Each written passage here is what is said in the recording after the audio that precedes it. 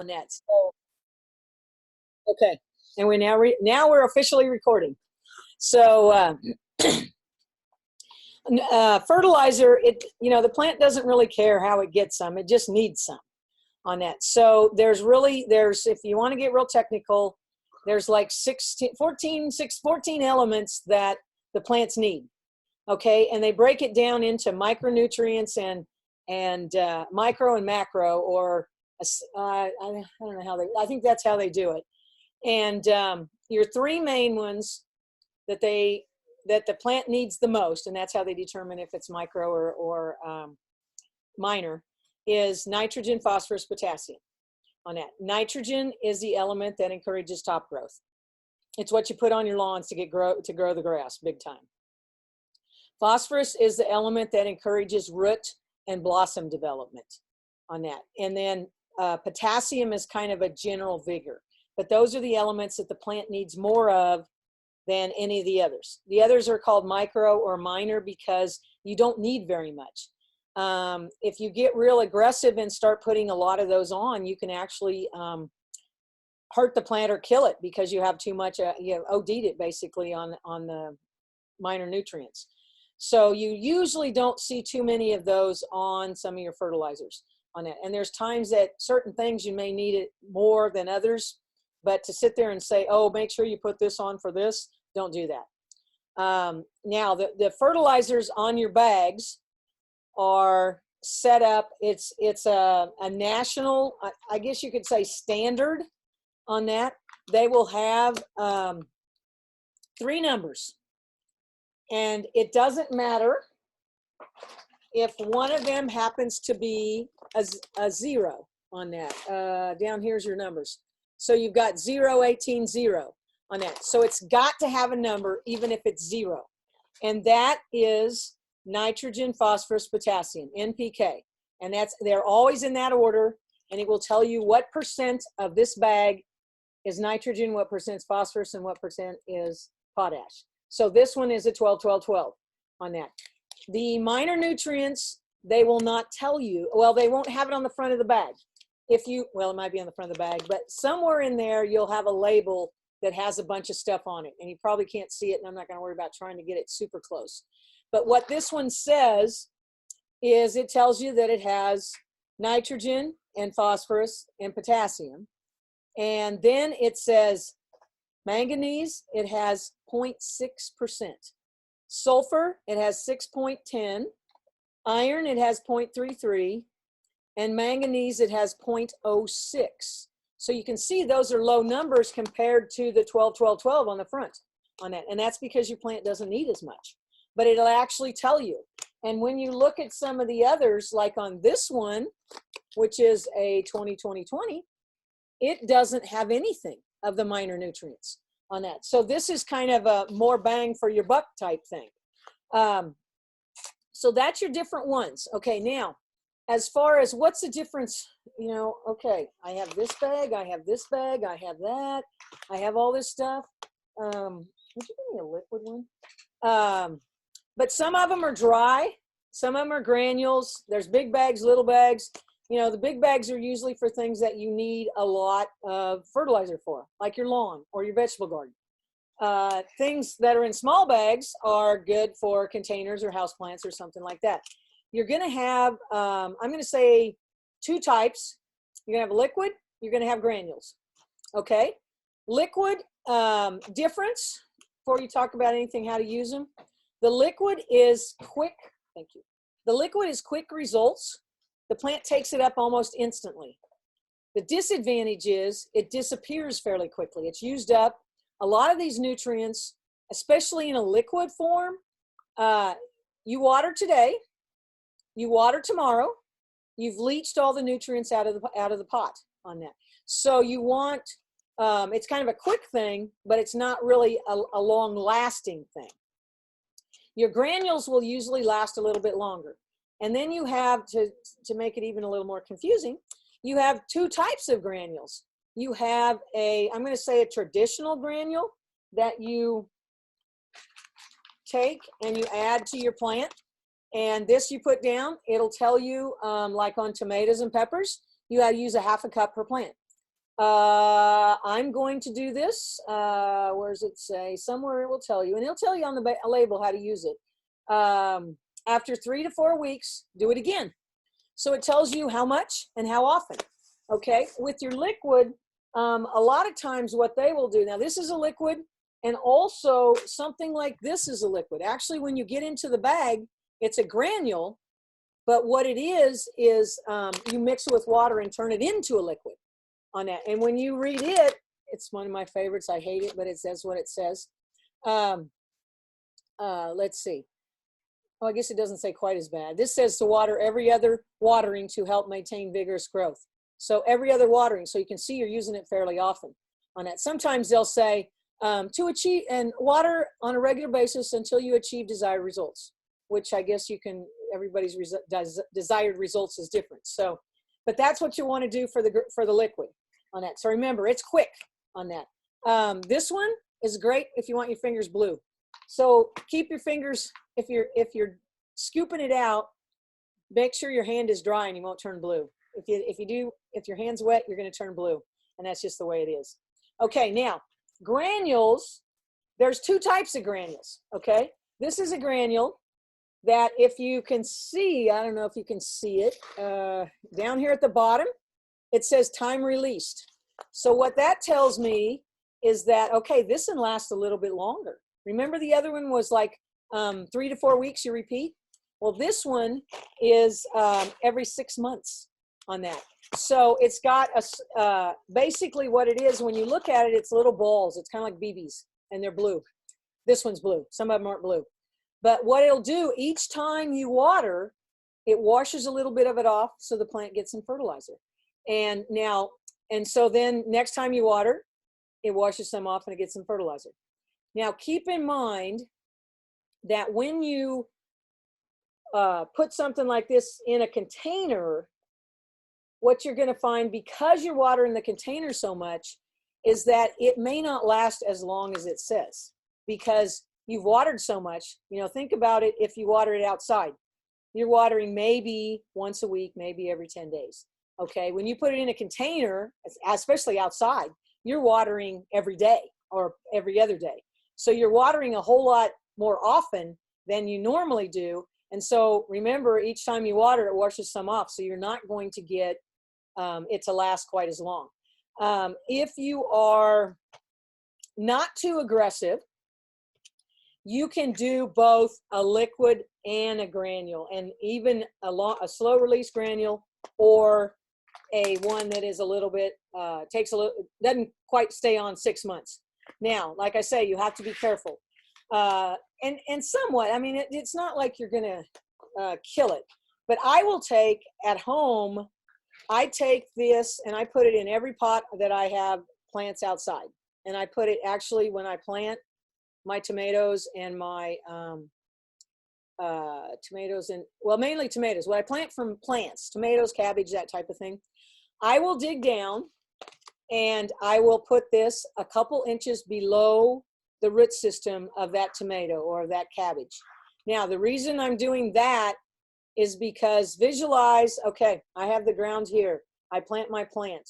I put the fertilizer on top. It has to go all the way down to the bottom before the plant can utilize it. You know what? It's right there. The reason I put a little soil on top of it is so that the roots don't come in contact with it and burn, because it can burn. And so then I have it right there. As the roots go down, and the water goes down, it dissolves some of it, and it's right there for the roots on it. I will also put it a little, it depends on what I'm planting and what the plant looks like. If it's a young plant, I may actually even go down 3-4 inches, because I don't want the root system to get right to it right away. I want it to get established. And like on tomatoes, if you feed them really well, before they start blooming, you're going to have the nicest looking plant you ever had, but you're not going to have fruit. They grow top first and then fruit. So I want them to be close to fruiting or blooming before they reach that fertilizer. So depending upon what the plant looks like, if it's a small plant, I put it down even a little bit deeper. If it's not so small or even blooming when I do it, then I'll put it down relatively close to the roots. Now, grant, the roots are going to go down further than that fertilizer is, but I've got some there, right there for it, and it'll stay there. And then I'm going to supplement.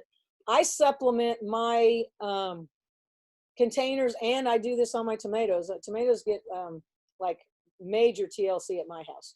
But I will do this about once a week on that. And I haven't overdone it. I've actually done it a lot more than this too. And I think this, remember, this is quick. So it gets it today, but it's gone on that. So it's getting some, but it's not getting so much that it's going to give it, you know, you're going to kill yourself as far as that goes. Like, dang it, I screwed up on that. So, but normally you need to watch, look at the label. This one is called Garden Coat that lasts 6 months, or yeah, 6 months. The other ones, we have a lot of different ones. We have the Fox Farm, which is what this is. We have a Fertilome one. We have a Natural Guard one. There's a lot of different varieties on it. Now, then the big, I don't know if people, I guess I didn't say this. If you have questions, type them in the chat, and then when we get done, I'll go through them all.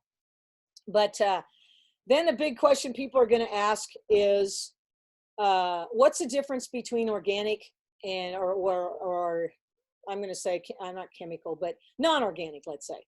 Okay. The organics are generally made of, I'm going to say fish, or what are they made of? Fish or meals, let's say. Okay. This one is an organic. Okay. So on the label, it says, and they'll tell you what they're made of. It won't tell you necessarily a percent, but it'll tell you what they're made of. So this one says alfalfa meal, feather meal, fish bone meal, rock phosphate, bone meal, fish meal, sulfate of potash, and kelp meal. Okay, now, I don't even know what all these mean. But some of them, like the alfalfa meal, is going to be nitrogen. The rock phosphate is going to be phosphorus. You know, the bone meal is phosphorus. Also, the fish meal is phosphorus. I'm sorry, it's nitrogen. A lot of the phosphorus, the rock phosphate is actually a very slow acting one, so it sticks there, it stays in the soil quite a while. So you've got something, but you look at the label and you look at this, it's a 573. So it's a fairly low analysis, okay? You look at lawn food, and lawn food is anywhere from, it depends on the type, and it depends exactly on what you're doing, but it's usually 20 to a 30 on that. It'll be 20, and it could even be 2000 or 3000. And so it's just straight nitrogen, which, think about it. Why do you grow the lawn? You grow it for the top. The nitrogen is the top. So that's why you have just nitrogen on it. So they'll tell you what it's made of.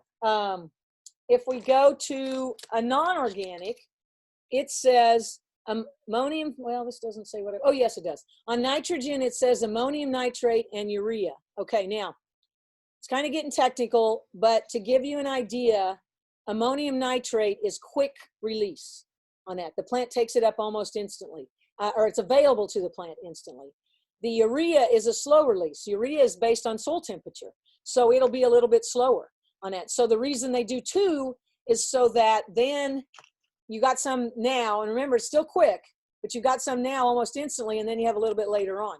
On your phosphorus, if you get a soil test, and you can get a soil test, you can get those at the Extension office, they will tell you, generally, we don't need phosphorus around here on that. Phosphorus and potash normally in the soil tests I've seen are adequate amounts. I've only seen once or twice have I seen where they actually need to put any on.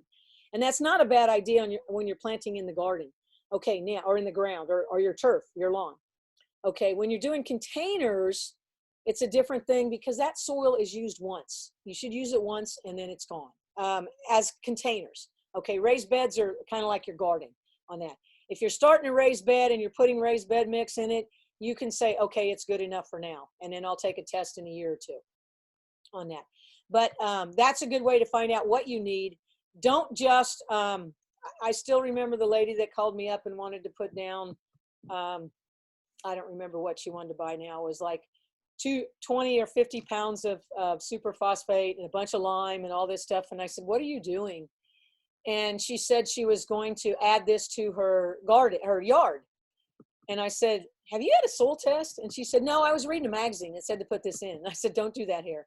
Our soil is generally alkaline enough that you never need to add something to make it more alkaline, which would what the lime would do. And if you put too much, it's going to take you forever to get it back to where things do well. So when you're, if you're doing a generic one, I tell people even something like this, 12, 12, 12, that's not too much. 12%, that's not too much. But it may get down the road where you say, okay, wait a second, I need to do something that's just nitrogen on it. And some of the soil tests come back that way, that it's just nitrogen. Your sulfur and your iron around here are good to bring the pH down. Our pH is usually high. A high pH is alkaline. And so they're more acidic and they bring the pH down. Iron it's very common, and not necessarily you're going to see it every time, but it's very common to see iron deficiency around here. Now, it's not that there's not enough iron in the soil, because there's actually adequate amounts of iron in the soil. However, when you have a high pH, it's in a form that the plant can't utilize. And so by adding iron, what happens, it reacts with the irons there, and the plant can take up what you put down as well as what it reacted with. But because the pH is high, it's going to tie itself up again. And so a lot of times that's why you'll see sulfur used, because sulfur will bring the pH down. So it brings the pH down, the iron there is available for the plant on that. So those are things that for us in our area, I see a lot of soil tests that are high. I mean, I've seen 8 and 9 on soil tests. And the ideal pH for growing plants is in the, I think it's 6.5 to 7.5 range. So you can see 8 is, and there's plants that don't like that on that. So that's one way to help bring it down. If you end up with that situation, it is not something that you're going to put something on once and bring it down. You do this over a period of time. You'll do it over a period of, I would say, at least 3 seasons, as in spring and fall is a season. So you put it on the spring, put it on again in the fall, put it on the next spring, and then do what I tell people, if you run into that situation and you want to try and get it down, I'm on 8, I need to bring it down to 7, is okay, put some on, and usually they will give you a recommendation. But if you do want the home versions, they say, okay, I want to bring it down. Well, okay, let's put some on according to the label, and it will tell you so much per 100 square foot or so much per 1,000 square foot. So we're going to put that on there, and I'm going to keep track that, okay, I put 10 pounds on. And then I'm going to do it again this fall. I put 10 pounds on. Then, not right after you're done, maybe early next spring, test it again. And then you find out where I'm at. Oh, I brought it down. Now it's 7.75. So that tells you, that doesn't say run out and put 4 times what you just did on, but that tells you you're going to have to do it a little bit each time. Don't be too aggressive on putting it on, or you can have too much right there and then end up hurting the plants again. So those are probably the 2 things that we see a lot of when we see soil tests on that. And then, let's see, what was I going to say? I totally lost my train of thought. I guess that's okay, huh?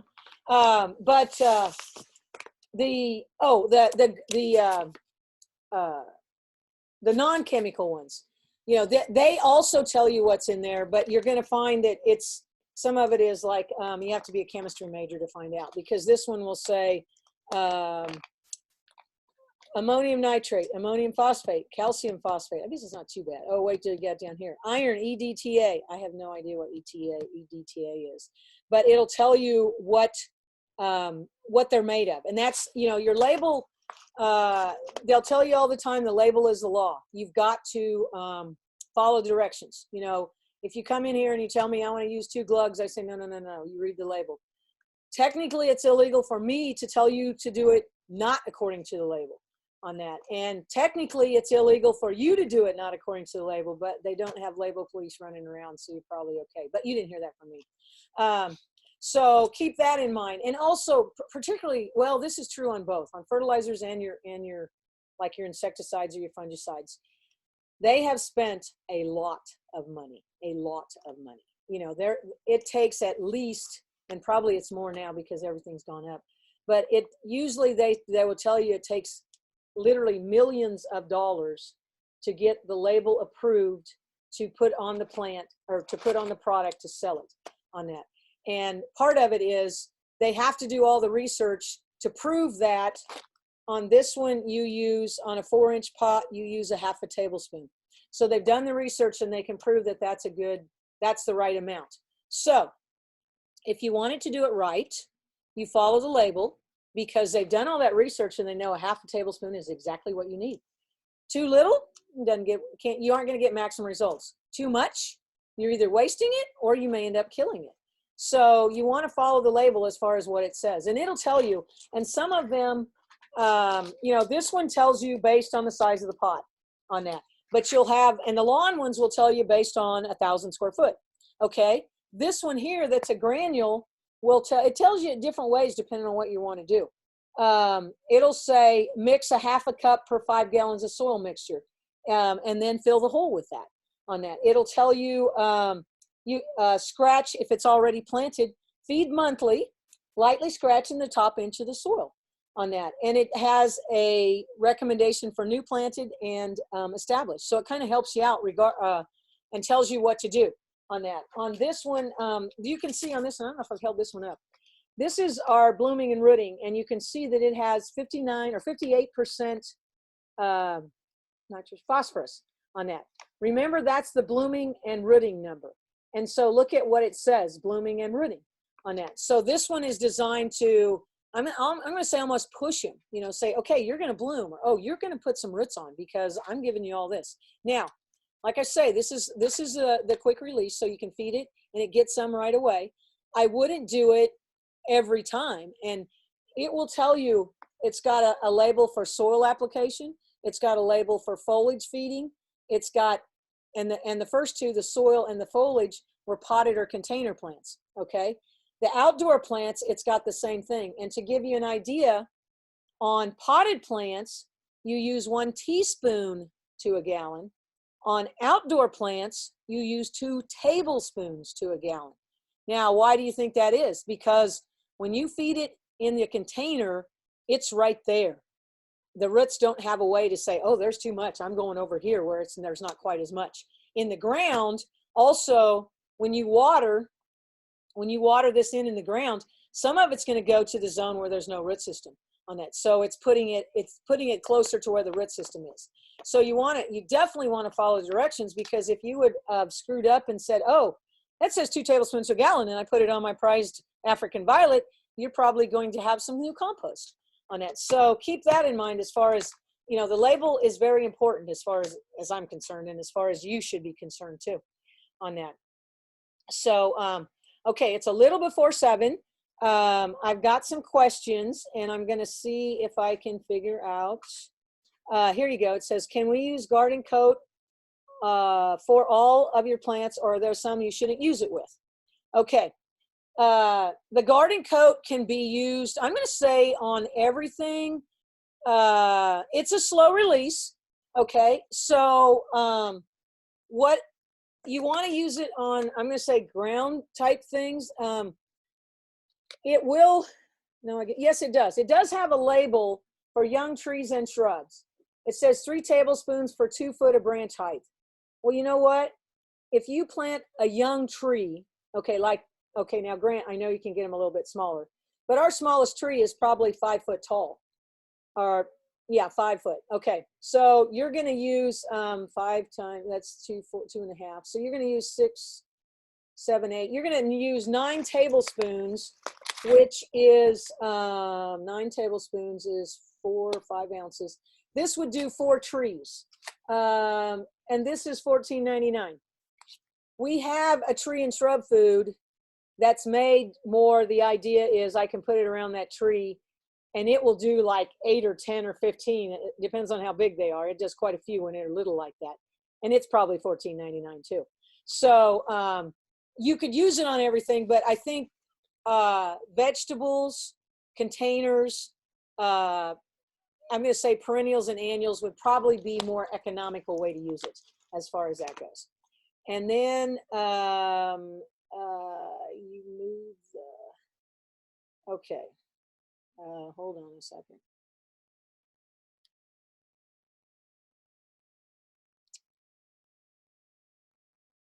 Well, and I got a note here that garden plants work good for houseplants. They work very good for houseplants. He moved the questions and I can't figure out how to get them down there. Okay, so I'll go to the next one. Would you recommend for, what do you recommend for a vegetable garden for beginners? Okay, 2 questions or 2 comments on that. You can have vegetable gardens in the ground. You can have, I'm going to say raised beds, and I guess you have 3 ways, and in containers. So if you're doing it in the ground, what I would suggest doing is to come in and till it up, and actually, okay, it's February, I realize. It'd been awesome if you'd done this last fall, but it's too late. Don't worry about it. So let's till it up. Let's put some compost in it. And that's a good thing too. Compost is not fertilizer.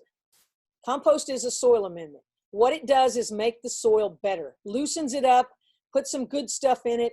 So the roots, instead of being concentrated in a small area, it's nice soil I can go out and take off and go. I've had, I don't know how many people have told me, oh, that cotton burr is the greatest fertilizer there is. Or, oh, I think cow manure is a super fertilizer.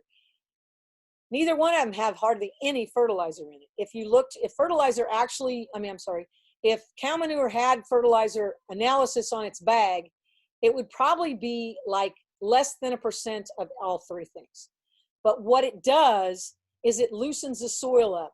It fluffs it up. So when that plant gets in there, all of a sudden, instead of being able to grow in 1-foot area, it's growing in a 2-foot area or 3-foot area.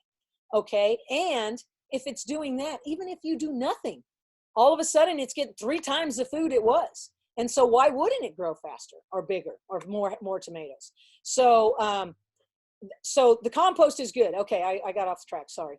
But so fertilizer, you can do it a couple ways in the ground. You can till some of it in. I don't like doing that because I like to maximize, I'm going to say maximize production, maximize what I'm buying. And so you can side dress it. You can put it underneath like I talked about with a single plant, but all of a sudden, hey, wait a second, I'm growing a bunch of radishes. I'm not going to put a fertilizer underneath each plant, each little seed. So I'm going to let them come up. I'm going to either throw it on the top. This, the granule like this is an excellent one just to broadcast on the top. You can also do what they call side dress, where you kind of dig a little trench on the side of the row and put them there. And then what that does is it's right there. Yeah, you know, depending upon what the crop is, how deep you want to put it. You know, the lettuce and radishes and those things that you have early in the spring, the root system isn't very deep. So you don't want it real deep on that. So you can put it right over the top and you put it right by the side. Tomatoes, peppers, your squashes and stuff, especially if you're doing them from plants, you can put those underneath. A raised bed, I tell people a raised bed is really a container. So I would have a tendency to, you can do it the same way you have talked about doing a garden. You could also do it like a container that I'm putting it underneath and I'm going to water, you know, on mine, I put the garden coat underneath. I water it with the liquid, and every now and then I will put this on it. Now, I'm not too worried, I'm not too worried about putting too much of this because remember the analysis, 573. So it's not real high. You know, this one was 12, 12, 12 on that. So, and I put this on and then, you know, I'll wait 2.5 months before I put anything else on. I may put the liquid because it's quick, but then I'm like, you know what? I've been watering a lot. When I'm watering a lot, it's leaching down. So I'm going to put some of this on top so that I have something there kind of taking the place if I don't have any left. Also, it's going to get the plants, or I'm sorry, it's going to get the roots that are from the top to where I put it underneath the plant on that. So I don't have a problem with adding some of this down the road. I will only do this, instead of doing it maybe every 4 weeks, I do it every 6 weeks on that. So I'm trying not to get too much on that. And so on containers, okay, something I didn't tell about containers with the slow release. I put slow release on all my containers. Now, what I do when I plant, pretend this is a pot, okay? I will put soil about half to a quarter to halfway up, and then I put the slow release, and then I fill it up and plant. The reason I do that is like I talked about. I want those roots to go down to it. I want them to work a little bit, get some bigger roots before they go down there, and then they'll go all the way to the bottom. And so when I'm watering and it leaches through, then what it does is it gets some in that bottom half. And then I put some on the top and it'll get that too. So that's a kind of a little trick. You know, if you had this and you were going to put the garden coat and you were going to put it on a house plant, your only option really is to put it on the top. You might be able to poke a hole with like a dowel or a pencil and then stick some that way, but it's pretty much going to be on the top. You know, the advantage when you're just planting is you're able to put it down to the root system where it's going to be on that. So that kind of gives you an idea on vegetables. I don't know. Let's see if I can tell what it is. Okay, somebody has something that there's nitrogen and ammonium phosphate in various percentages. And how do I make this go up and down? Oh, I'm just not pushing hard enough. Okay, sorry, folks. Okay. Is nitrogen? That's the question. I need to go. Yeah, stop. Okay, sorry. Okay. Wacky question. I have an aquarium, and when I change the water, I use it on my plants. Oh, that's awesome. So I usually put on my hydrangeas as their plants I should not put it on. Not that I know of on that. That's actually, remember this one had fish bone meal, fish meal. That's kind of like that. So it's excellent fertilizer on that. So that'd be super. And I don't think there's anything, and I don't know, you know this, if it smells, you probably don't want to use it inside, but outside, anything. Yeah, that's excellent.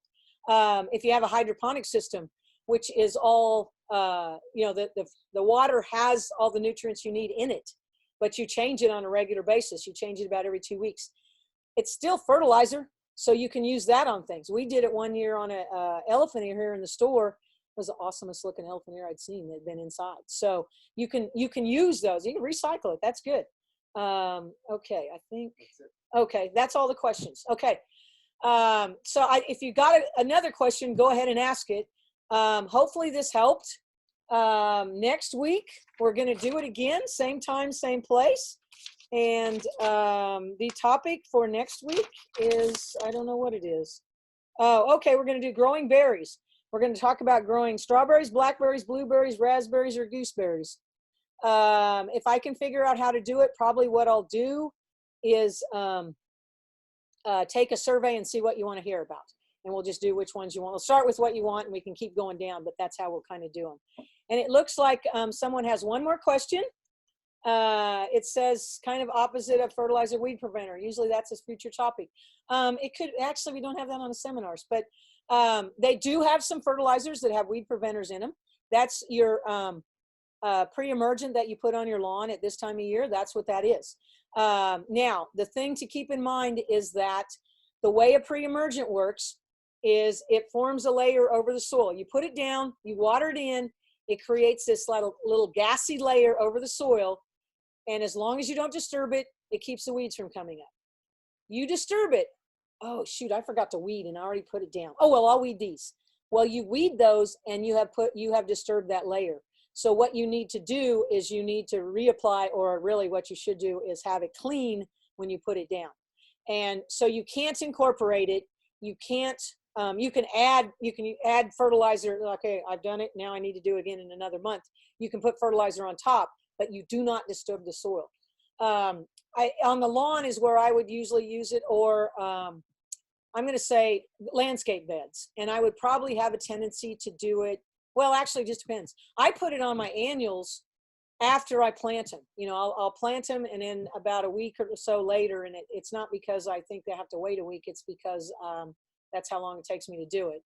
I will go through and I will weed everything, and then I'll put it down on that. And I may throw fertilizer on top right behind it. I don't use a weed or a pre-emergent.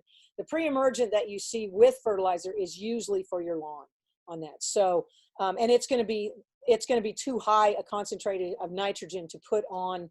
Well, I shouldn't say that.